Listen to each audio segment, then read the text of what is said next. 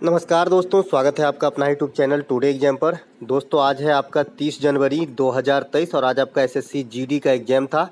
First shift का exam समाप्त हो गया है। फर्स्ट शिफ्ट के एग्जाम में जीके और हिंदी के सेक्शन से जो भी प्रश्न पूछे गए सभी ऑथेंटिक प्रश्नों के साथ उपलब्ध हो गया हूं। तो चलिए दोस्तों शुरू कर लेते हैं। देखिए आज कौन कौन सा प्रश्न पूछा गया था।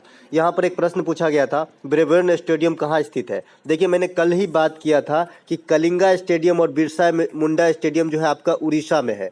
तो आपको जो है एक हिंट दिया था कि भाई स्टेडियम से जो है आपको क्वेश्चन आएगी। तो यहाँ पे ब्रेबर्न स्टेडियम तो बहुत काफ़ी पुराना क्वेश्चन है, ये आपका मुंबई में स्थित है। ठीक है, ब्रेबर्न स्टेडियम जो है ये आपका कहाँ पे है, मुंबई में स्थित है। ठीक है, इसके अलावा काठ का उल्लू, ईडन गार्डन अगर आपसे पूछ दिया जाए भाई ईडन गार्डन कहाँ है, तो ईडन गार्डन आपका कोलकाता में स्थित है। इस पे क्रिकेट की खेल होती है। ठीक है, इसके अलावा काठ का उल्लू मुहावरा का अर्थ क्या है पूछा गया था। तो काठ का उल्लू का मुहावरा का अर्थ होता है मूर्ख, मूर्ख, मूढ़, ये सब जो है काठ के उल्लू का मुहावरा का अर्थ होता है। एक प्रश्न आपसे पूछा गया, ये रिपीट किया गया क्वेश्चन है, इससे पहले भी पूछा गया था कि आईएससीआर के वर्तमान अध्यक्ष कौन होते हैं। जो कृषि वाली संस्था है आईएससीआर, इसके जो है वर्तमान में अध्यक्ष कौन है आपसे पूछा गया था। तो इसके वर्तमान में अध्यक्ष है त्रिलोचन महापात्रा। ठीक है, त्रिलोचन महापात्रा जो है इसके वर्तमान में अध्यक्ष है आईएससीआर का। ठीक है दोस्तों, ये पीडीएफ आपको हमारे टेलीग्राम चैनल पे मिल जाती है, तो आप टेलीग्राम भी ज्वाइन कर सकते हैं। टेलीग्राम का भी सेम नाम है टुडे एग्जाम। और दोस्तों थोड़ा आज मैं एक्स्ट्रा फैक्ट ज़्यादा इंक्लूड नहीं कर पाया क्योंकि मैं आज थोड़ा घर से बाहर हूँ। 2019 में भरतनाट्यम के किस नृत्य को पद्म श्री दिया गया था। क्योंकि मैं जो आपको पढ़ाता हूँ एक्स्ट्रा फैक्ट के साथ ही पढ़ाता हूँ, लेकिन आज यहाँ पे दूसरे दिन की तुलना में थोड़ा कम एक्स्ट्रा फैक्ट है। तो 2019 में जो भरतनाट्यम के जो नृत्यांगना को जो मिला था आपका पद्म श्री, ये आपका नटराज को मिला था। और ये आपका ट्रांसजेंडर महिला है। ट्रांसजेंडर जो होती है ना, ट्रांसजेंडर क्या होती है आप समझते हैं, तो इन्हीं महिला में से है आपका नटराज। इन्हें 2019 में पद्म श्री उन 94 आदमी में से एक इन्हों को भी दिया गया था। ठीक है, ये बात ध्यान रखेंगे। इसके अलावा अगर आपको ये पूछ दे कि पहली ट्रांसजेंडर महिला जो मतलब नृत्य से नहीं हो सामान्य क्षेत्र से हो, ये आपका मोजम्मा जोगती है, उसे दिया गया था पद्म श्री। तो ये बात भी ध्यान रखेंगे, ये क्वेश्चन एमटीएस में पूछा था। भरतनाट्यम तमिलनाडु का नृत्य है और 8 शास्त्रीय नृत्य में से एक इसका प्रमुख स्थान है। नाट्य शास्त्र के लेखक भरत मुनि है। अब 8 शास्त्रीय नृत्य कौन कौन से हैं एक बार फिर से रिकॉल कर ले, क्योंकि यहाँ से भी क्वेश्चन आने पूछे जाने की पूरी संभावना है। भरतनाट्यम तमिलनाडु, मोहिनीअट्टम केरल, कथकली भी केरल, उसके बाद आपका जो है कथक उत्तर भारत, मणिपुरी हो जाएगा, सतरिया हो जाएगा, ओडिसी हो जाएगा। ये सब आपका जो है शास्त्रीय नृत्य है। ठीक है, ध्यान रखेंगे।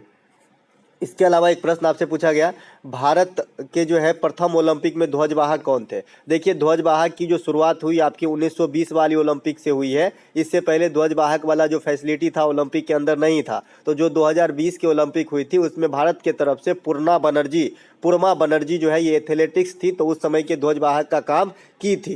ठीक है, इसके अलावा 1936 के ओलंपिक में अगर आपको ध्वजवाहक पूछे, क्योंकि 1936 के ओलंपिक पूछा जा चुका है कि इसमें जो है हॉकी टीम के कप्तान कौन थे, तो हॉकी टीम के कप्तान भी थे मेजर ध्यानचंद और ध्वजवाहक भी थे आपका मेजर ध्यानचंद 1936 वाली ओलंपिक में। ओलंपिक की शुरुआत 1896 में होती है, लेकिन भारत जो है आपका 1900 के पेरिस ओलंपिक से भाग लेती है। पिछला ओलंपिक आपका टोक्यो जापान में हुआ था, जो 2020 वाला ओलंपिक है 2021 में करवाया गया था। और आगामी ओलंपिक 2024 जो है आपका पेरिस में प्रस्तावित है। तो सभी बातों को ध्यान रख के चलना है। एक प्रश्न आपसे पूछा गया था, सागर का समानार्थी या पर्यायवाची शब्द क्या होता है। तो सागर का समानार्थी शब्द समुद्र होता है, जलधि होता है, जल निधि होता है, उदधि होता है। ये सब जो है आपका सागर का पर्यायवाची शब्द है। इसके अलावा एक प्रश्न आपसे पूछा गया था, सक्रिय का विलोम शब्द क्या है। देखिए सक्रिय का विलोम शब्द जो है इनर्ट हो जाएगा, अक्रिय हो जाएगा। जैसे आप अक्रिय गैस पढ़ते हैं तो ये सक्रिय नहीं होता ना, अक्रिय होता है, मतलब निष्क्रिय होता है ना, जो क्रिया ना करे उसे कहते हैं अक्रिय निष्क्रिय। ठीक है, तो सक्रिय का जो है एक्टिव का जो उल्टा हो जाएगा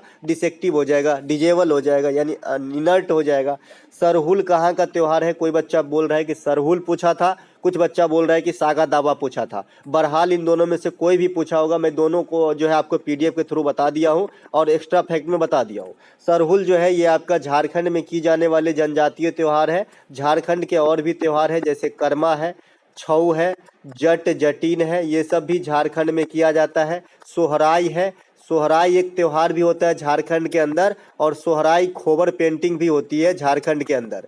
ठीक है, तो दोनों बात ध्यान रखेंगे। एक सोहराई खोबर पेंटिंग है और सोहराई त्यौहार है, दोनों झारखंड से ही संबंधित है। सोहराई खोबर को जो है जीआई टैग भी दिया गया है। लोसांग, सकेवा, सागा दावा ये तीनों सिक्किम का जो है प्रमुख त्योहारों में से है।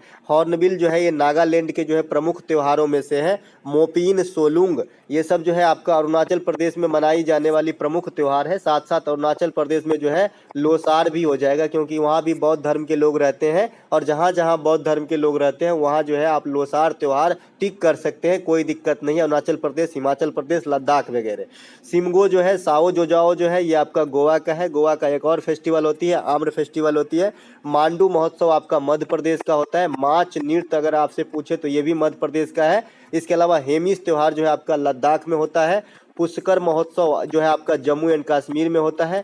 कंचौथ फेस्टिवल ये भी आपका जो है जम्मू कश्मीर में होती है। नोंगलकेम डांस फेस्टिवल ये आपका मेघालय में होता है। फुलदेव त्यौहार आपका उत्तराखंड में होता है। इसके बाद नौखाई त्यौहार आपका उड़ीसा में होता है। ये बात सब ध्यान रखते चलेंगे। इसके अलावा अनुच्छेद 19 का संबंध किससे है ये पूछा गया था, तो ये आपकी प्रेस की स्वतंत्रता से है। अनुच्छेद 20 को जो है सजा आदि के मामले में छूट की बात कही गई है। अनुच्छेद 21 निजता का अधिकार, जिसे प्राण एवं दैहिक स्वतंत्रता का अधिकार कहा जाता है। अनुच्छेद 23 और 24 जो है शोषण के विरुद्ध अधिकार है, जिसमें 23 पर जो है मानव तस्करी पे रोक और 24 में जो है बाल श्रम पे निषेध बताया गया है। 25 से 28 तक धार्मिक स्वतंत्रता से संबंधित है। अनुच्छेद 32 संवैधानिक उपचारों से संबंधित है, जिसे भीमराव अम्बेडकर ने संविधान का आत्मा कहा है। और सुप्रीम कोर्ट जो है इसी आर्टिकल का प्रयोग करके रीट जारी करते हैं 5 प्रकार का। और किसी आम आदमी के मौलिक अधिकार में हनन होती है तो इसी आर्टिकल का प्रयोग करके आप सुप्रीम कोर्ट तक जा सकते हैं। एक प्रश्न रिपीट किया गया, स्थावर का विलोम शब्द क्या होता है? देखिए, एनालिसिस देखने का यही फायदा होता है, कुछ क्वेश्चन तो रिपीट हो जाते हैं, कुछ क्वेश्चन एक्स्ट्रा फैक्ट से आ जाते हैं।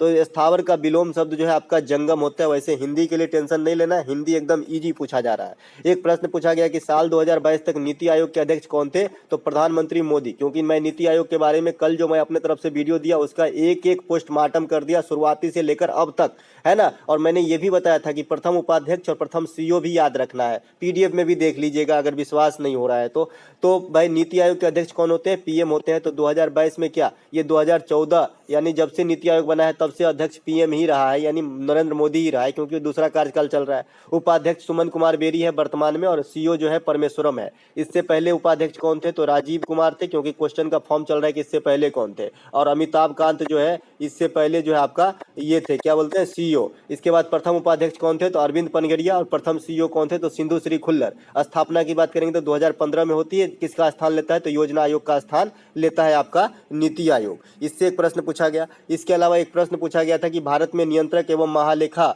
परीक्षक जो है किससे संबंधित कौन से अनुच्छेद होती है? नियंत्रक एवं महालेखा परीक्षक से। तो देखिए, मैं ये सब दिन बताया हूँ, और ये जो है जब एग्जाम आपका लास्ट हुआ था यानी परसों के दिन 27 तारीख को, उसमें भी पूछा गया था कि भारत एवं नियंत्रक महालेखा परीक्षक से संबंधित आर्टिकल कौन सा है? तो ये आर्टिकल 148 है। और वर्तमान में अगर आपसे पूछ ले कि भारत के नियंत्रक एवं महालेखा परीक्षक कौन है, तो ये आपका गिरीश चंद्र मुर्मू है, जो 14वें जो है आपका नियंत्रक एवं महालेखा परीक्षक है। मैंने आपको 3 मुर्मू का नाम याद रखने के लिए भी बताया था। एक तो द्रौपदी मुर्मू साहिबा, जो वर्तमान माननीय महामहिम आपका जो है राष्ट्रपति साहिबा है, और ये देश के जो है 15वें राष्ट्रपति हैं। प्रथम आदिवासी महिला राष्ट्रपति है और सेकंड महिला राष्ट्रपति है, ठीक है। इसके अलावा एक और है आपका गिरीश चंद्र मुर्मू, ये अभी जिनके बारे में ये क्वेश्चन है, ये आपका क्या है? नियंत्रक एवं महालेखा परीक्षक है और 14वें है। और एक चंद्रानी मुर्मू, ये तीनों मुर्मू का नाम याद रखने के लिए मैंने बताया था। चंद्रानी मुर्मू जो है ये सबसे कम उम्र के सांसद बनी थी। तो ये तीनों इंपॉर्टेंट आपके एग्जाम में छप जाते हैं बिना पूछे हुए। इसके अलावा कुछ लड़के बता रहे हैं कि एक नृत्य से आया था, लेकिन नृत्य इतना अटपटा था कि किसी को याद नहीं रह पाया, और नृत्य का नाम 100 से था।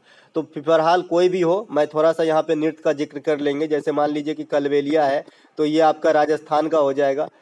ऐसे ही पूछा जाता है जिसमें कुछ जो है कुछ छुपा हो, जैसे कोली नृत्य अगर पूछा जाएगा तो आपका जो है महाराष्ट्र से हो जाएगा।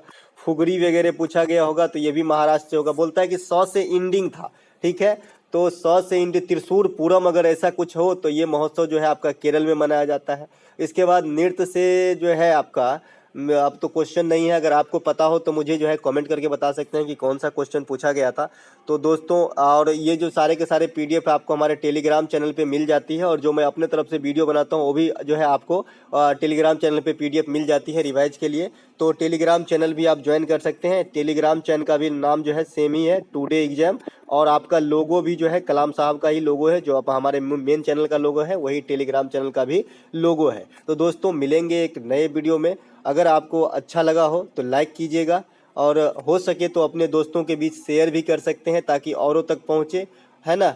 तो मिलेंगे एक नए वीडियो में, तब तक के लिए जय हिंद।